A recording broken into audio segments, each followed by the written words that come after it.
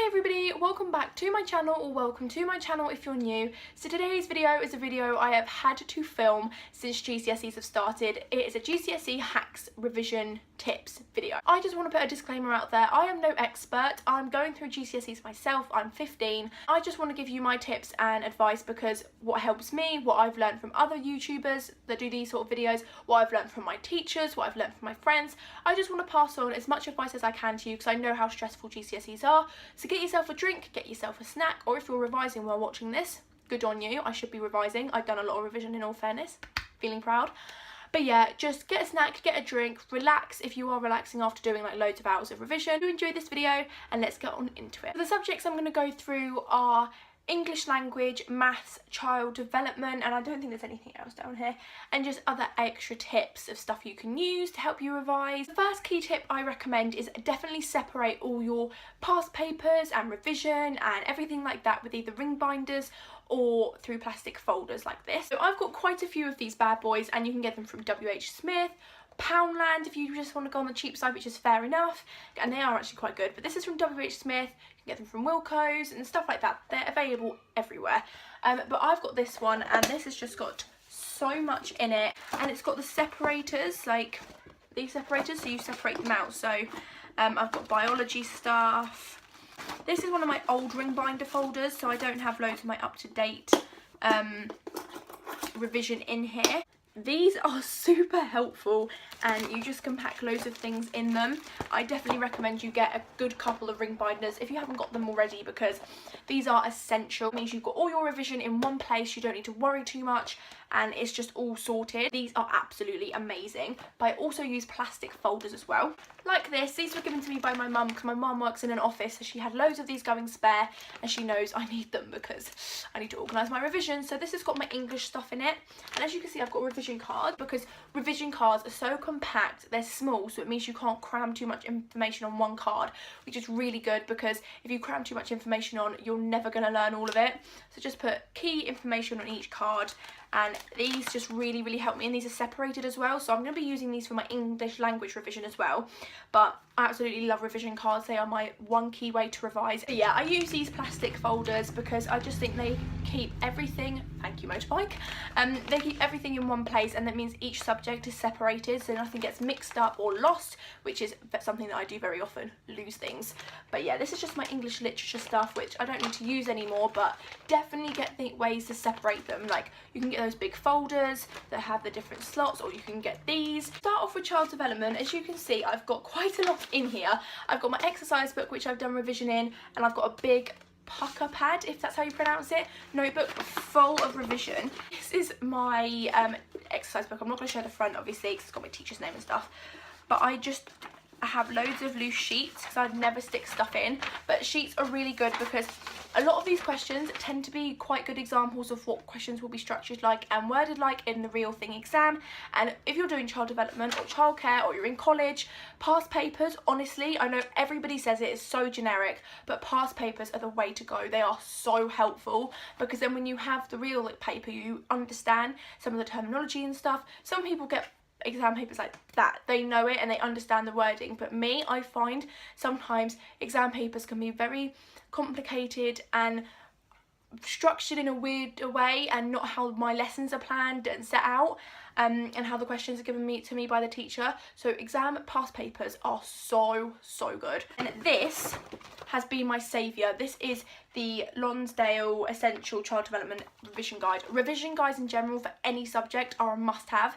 They are so good, and I just tick off every subject I've done. I've done the practice questions, the stuff like this, and just nutrition and everything. Honestly, get yourself this revision guide. They also do the workbook, which I'm going to get because my child development exam isn't until the 15th of June, which is quite close now. We're in June while I'm filming this, but I can get one of those. But yeah, this is so good because it just highlights the key information, and I find revision guides another way so easy to revise. So if you don't want to be writing loads of stuff down like I do, you can just get the revision guides, read them through a lot, and then test yourself. Definitely get other people to test you, like your mum, your dad, your grandma, your granddad, your aunt, anyone in your family or your friends, because then it's easy. it shows whether you've actually got the information stuck in your head. But yeah, this revision guide has been a saviour and it's really helped with my revision. So this is my big Gcse pad, which I use to put loads of revision in. So I use these because I love making like mind maps.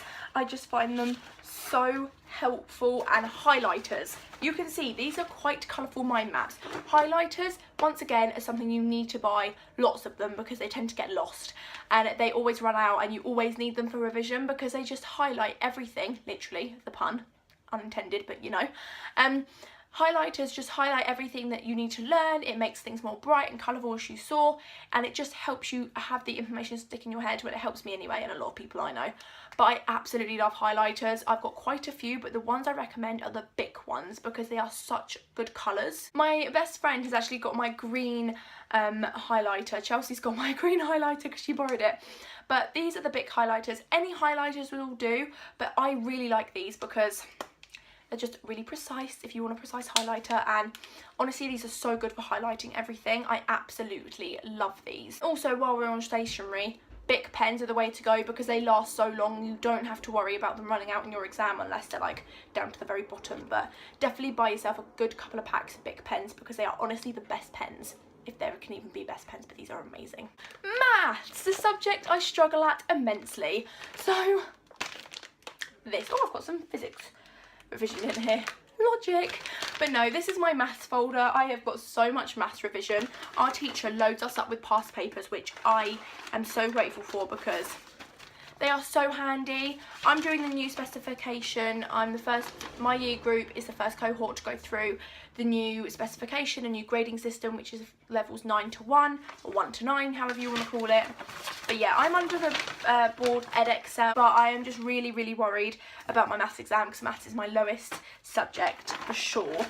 But I've got so many revision papers. I've got this, and as I said, revision papers really help you. I haven't completed this one yet, as you can see. But revision papers really, really do help you because then you know what the questions will be structured like, and it just gives you good practice. Practice makes perfect. These were my mocks. We won't go into those. Further tests we've done in class, and even the tests you've done in class already, definitely take them home, use them to revise from because you learn from your mistakes quite literally. And maths is just such a good subject to learn from your mistakes from because you get 3 papers in maths, well we do now anyway. You get 1 non-calculator and 2 calculators papers, and yes, so definitely use past papers. This is the Gcse one, and I think this is the one you should have.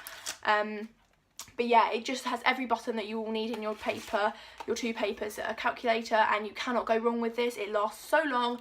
I believe it's £10 to £15, depends where you go to get it, but definitely don't try and get a cheaper version because it will just break on you. It won't be the same, and it might not have all the buttons you need, so definitely get this calculator.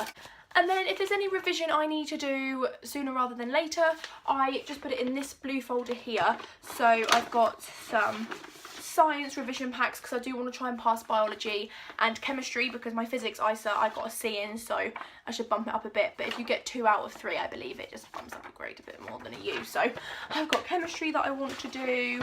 I've got another maths past paper or 2 which I'm going to go through, and algebra. These are the ones that I tend to go for because maths, as I said, I've got biology. So my teacher gave me this English language paper with the rest of my class, and I was thinking, how the hell am I going to revise for English language, because you don't revise quotes or anything like that. So I was going, how do I revise English language, because I want to pass it, because that's the one you really need. And so she gave us this big pack which is really helpful because it's got all the sort of practice questions like that, the really lengthy ones like that. Yes, I know I write a lot. Don't worry if you think, oh my gosh, she's writing so much, do I have to write that much? I probably write way too much than you're supposed to, but you know, it's just how I roll. I would rather write too much than too little, if that makes sense.